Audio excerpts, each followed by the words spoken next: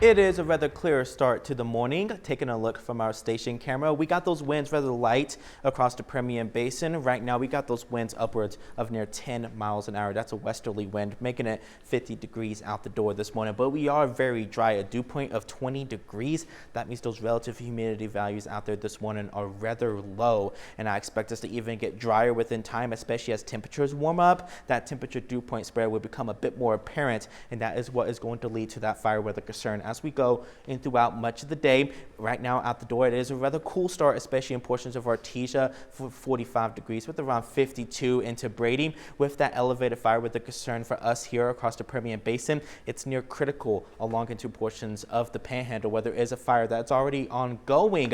That has been ongoing for the past couple days now. I don't anticipate we should be able to see any of the smoke for that, but the graphic isn't loading. But we do have an elevated, there it goes, an elevated fire weather concern across the Permian Basin where that is a bit more critical along the two portions of Amarillo and Oklahoma City. For that dry vegetation here, humidity between around 10 to 25%, and those temperatures being rather warm as we head into our afternoon. That will help be kind of as fuel for some of these fires to unfortunately try to be able to spark up, gusting around 35 to 40 miles an hour across portions of the Permian Basin. For our western counties, especially towards the mountains, could be gusting up to near 75 miles per hour along into the Guadalupe Mountains. I think around maybe 40 to 50 miles an hour along into the portions of the Davis Mountains. A bit more weaker the more east that you go along portions of the Key City and the Concho Valley into portions of San Angelo. We see those gusts upwards of 25 miles an hour. Let's track it with time real quick. We're going to stop the clock as we head into around the afternoon hour. We'll be able to see these winds being able to enhance as we go throughout much of the day, especially for the western portions of the region into the basin.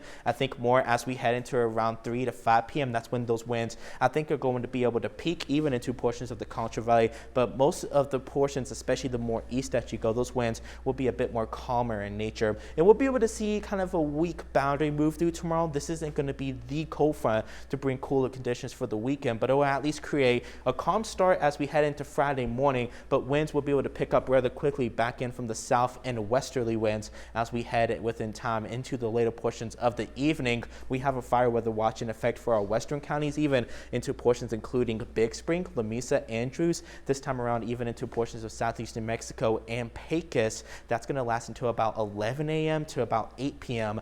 Relative humidity values could be as low as 11%. Here's what I'm thinking with the winds. I think the winds are going to kick up as we head to around 11 a.m. Go on, I think, until a little after 7 p.m. We could have those gusts around 40 to near 50 miles an hour across portions of the Permian Basin. I think it's going to be the same song and tune with those high gusts up into near portions of the mountains further south, along into near portions of the Presidio Valley. I think into near areas of Big Bend, the winds are not going to be as bad. I think into portions of Alpine, even at Fort Stockton, we'll see those gusts upwards of 30 miles an hour. And I think more of the same, gusting up to near 25 miles an hour with occasional gust, maybe near 30 miles an hour into the valleys of the Big Country and the Concho Valley. So working throughout the next 3 days, we're going to be into the 70s for Thursday and Friday, working with breezy winds. The cold front arrives as we head into the evening hours. That will drop us back into the 60s, where we'll be working with some northerly flow throughout much of the day on Saturday. So for the remainder of today, we're going to be working back into those 60s heading into your afternoon. That's when the winds are really going to start picking up, hitting a high around 73 for both Midland and Odessa, 79 into Ira,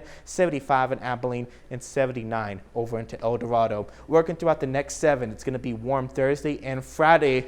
A noticeable cool down with the northerly breeze heading into Saturday and Sunday. We'll see that shift back into some southerly flow as we work our way into Monday. That'll bring us back. Temperatures rising as we go throughout the remainder of early next week, hitting a high around 75 on Tuesday, rebounding back into the middle to near upper 80s and lower 90s as we head into Wednesday. Victor?